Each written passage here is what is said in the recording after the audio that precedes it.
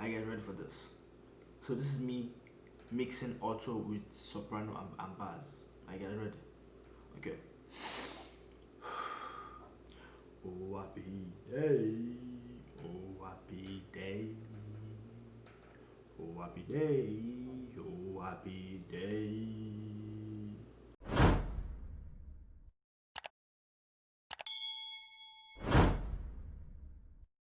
What's going on, guys? Welcome back to the channel, and my name is Solomon. For those of you that are new to the channel, fam, please do not forget to do the normals.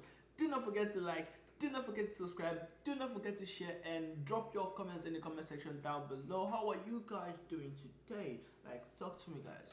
Are you guys doing good? You guys have to be doing good right now because I'm good.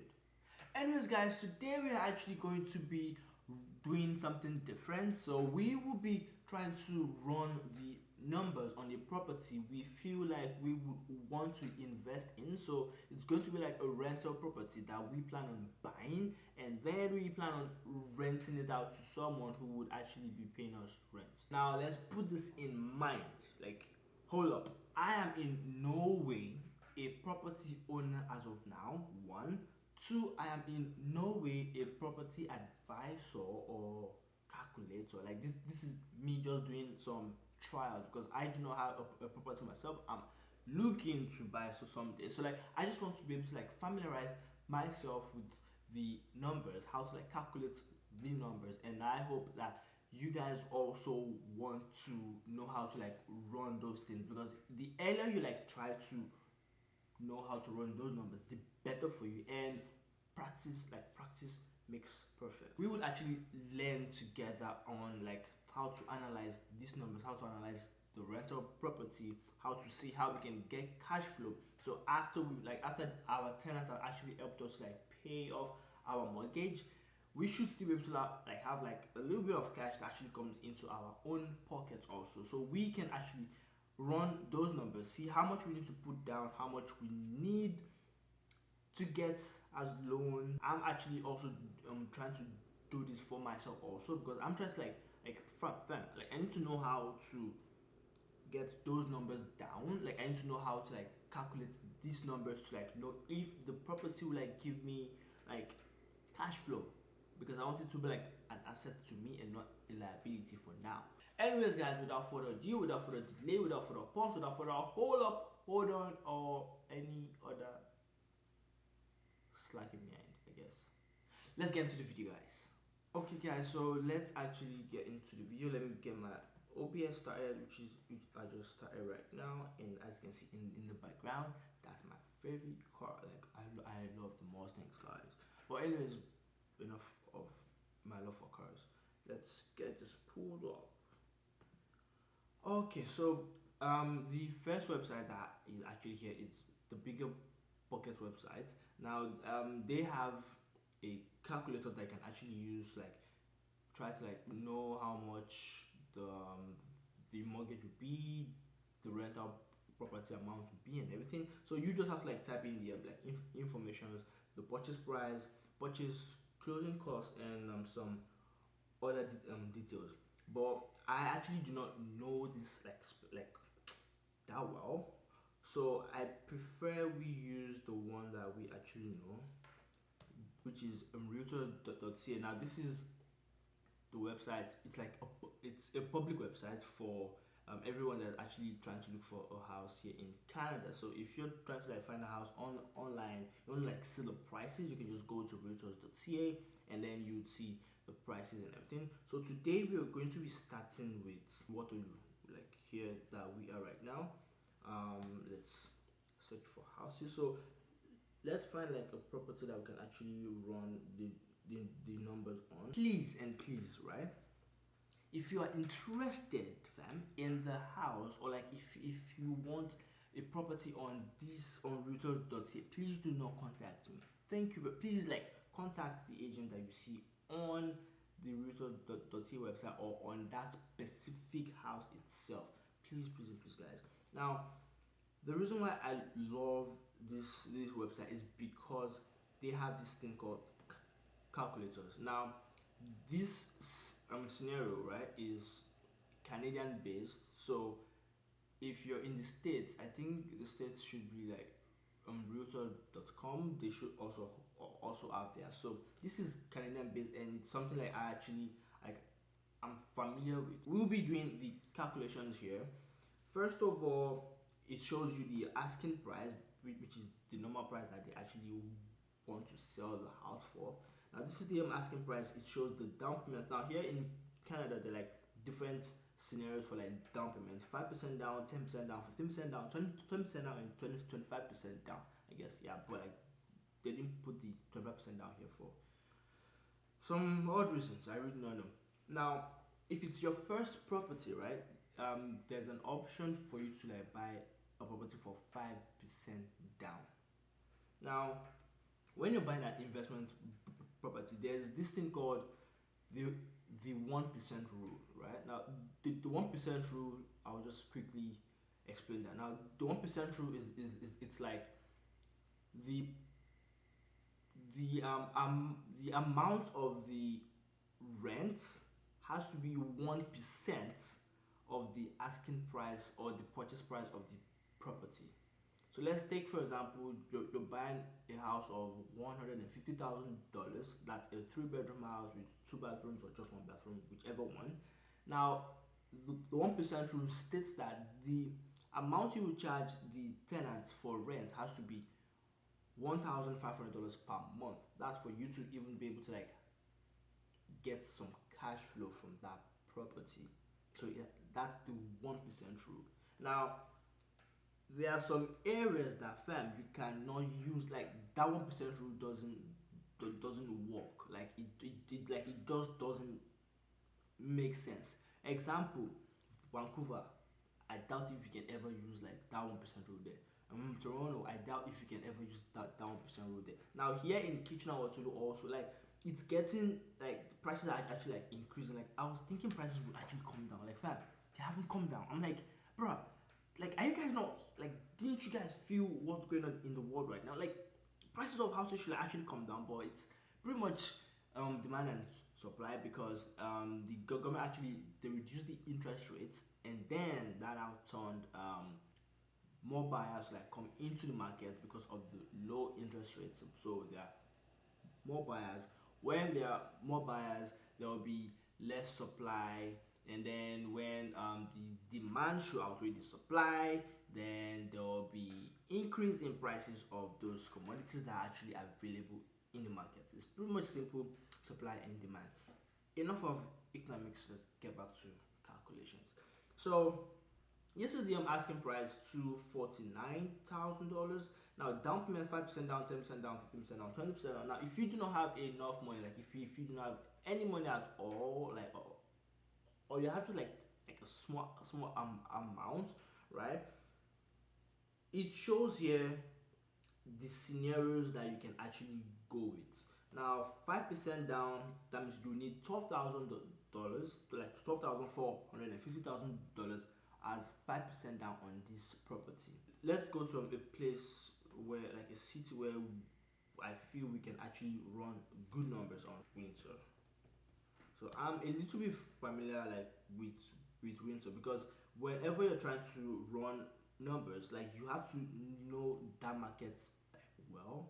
You have to know how much properties go for rent in that area specifically. So let's go to Windsor. Actually, like I really do love Windsor. Let's take, for example, this property right here, right? So now here, like this property only have like 3 pictures for some odd reasons. I really don't know why. Now this one, and this one, but we do not care about the pictures. We are here to run the numbers, fam. So let's run the numbers on this property. Now the asking price is $172,000. Now the house is it's a 4-bedroom house with 1 bathroom. Now in Windsor, depending on the area, actually 4-bedroom 1 bathroom, you can actually be renting that like around 1,600 to 1,700. Now please correct me if I'm wrong. I'm still learning, guys, so please correct me if I'm wrong. Now we have down payments for 5%, 10%, 15%, 20%. Now if you're going to be putting down a 5% down payment on this property, because it's your first property, you have the opportunity to go for the 5% down. You just need $8,600 to get into this property. Now let's go with this scenario. Now, amortization period for this, because I think because of the purchase price, you can only go for 25 years. That's the limit here it gives us. So it cuts through like all the board. Total mortgage required, because you're putting this down, you need this required as your mortgage. Now for 25 years we go, and now I'm this type of person, I like to actually like overestimate, which is not good, and it's good because it's good in the sense that it gives you like a very like a higher benchmark to like work with. So I go for 5% down. Like I actually like to go for 5% down. Now it shows you here what your total mortgage payment will be every month. So for the 5% down, your total mortgage will be $988 every month. For the 10% down, your total mortgage will be $928, and this one like, and so on and so forth. Now let's go down. Now here it shows you the provisional tax and some other things here. Windsor, I am a first time home buyer. Let's tick this. Now the cool part of this is it now tells you like the cash needed. So for 5% down, it shows here your down payments, your insurance, your lawyer fees, your title insurance also. Now in total you need $10,295 to actually like close up on this house. And then you might also like incur some home inspection fees and everything, which shows here like around $300 to $500 depending on the home inspector that you actually get. Now let's go to monthly expenses, okay, because that's what we need to like get our calculations done, right? So here, this is the mortgage payments. Now property tax, it shows here 143. The monthly debt is 0. The utilities $36. Now utilities, I would say you should put something there if you would be paying the utilities from your own pocket as the landlord. But if you won't be paying the utilities from your own pocket as the landlord, bro, put $0 right there. Property insurance, yeah, you'll have to pay insurance. Now phone bill, fam, I'm not paying phone bill, 0. Cable, fam, 0. Internet, like they would have to like bring their own internet also. Now this is, I'm going based on my own scenario actually. So this is everything that I would need. In total, the monthly expense is actually going to be $1,262 monthly expense. Now don't forget, like that's pretty much what we need. Now what we need is the rent, like how much rent goes for in that area, and then how much expenses that we have, like monthly expenses. Now that there are actually like some like extra expenses that you still have to like incur. Let's take for example, you might have to do management. That means you finding like a rental property manager to actually help you to manage your property. But if it's your first property, I really don't see why you need like an agent to help you out with that. So apart from that, you also have to put in mind maintenance, because you definitely have to maintain your property. So for the maintenance, right, I would say we should go for like, let's try and put that into something here. Let's put it into like phone cable. So phone cable, I would say maintenance should be like $100 per month, even though it's small. To me, $100 per month for maintenance should actually be small. Like there should be a specific percentage, let's say 6 to 7% for maintenance. Now put it in mind, I am still a learner. Like for those experts, for those pros that will be watching this, please do correct me on like things, because I need to learn some things, right?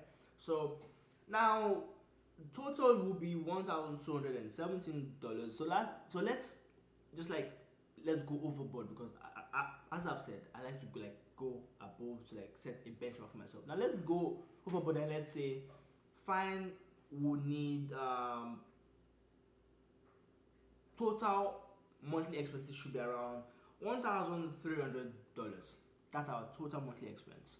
Now when you are renting, to rent a 4-bedroom house in Windsor, I believe should go for I'll say for $1,600 to $1,700. So that's like $1,700. So let's go for the lowest part right now. So let's go for $1,600 for 4 bedrooms, right? So if we're doing that $1,600, we charge the tenants $1,600 for the house per month. Our monthly expense, which we assume that which we want, we're not assuming right now, we want the tenant to actually be paying that for us, which is $1,300. Now when you take out $1,600 from the $1,300, it would leave us with a $300 cash flow. So that means in a month you should be able to pocket or keep to yourself $300. Now that's for just one property, guys. Like, this is wow. Now that means the property is actually getting you cash flow. I hope I made enough sense for you guys today. Like, I felt like I did. But please, if you guys did enjoy, like if you guys did get value from this video, please do not forget to subscribe, guys. Please do not forget to subscribe. I guess we would have to be ending the video here for today. I will be doing more of this, so stay tuned, subscribe to be able to like get this videos. You get me? Yeah. Thank you guys for actually watching. Thank you guys for actually staying tuned. I'll be ending the video here for today, as I've said. Please do not forget to like, subscribe, and share, guys. Like, join the family. Like, let's grow our real estate together. Let's grow together, man. Let's grow, man. Anyways, guys, I'll be seeing you guys in the next video. As always, guys, stay safe.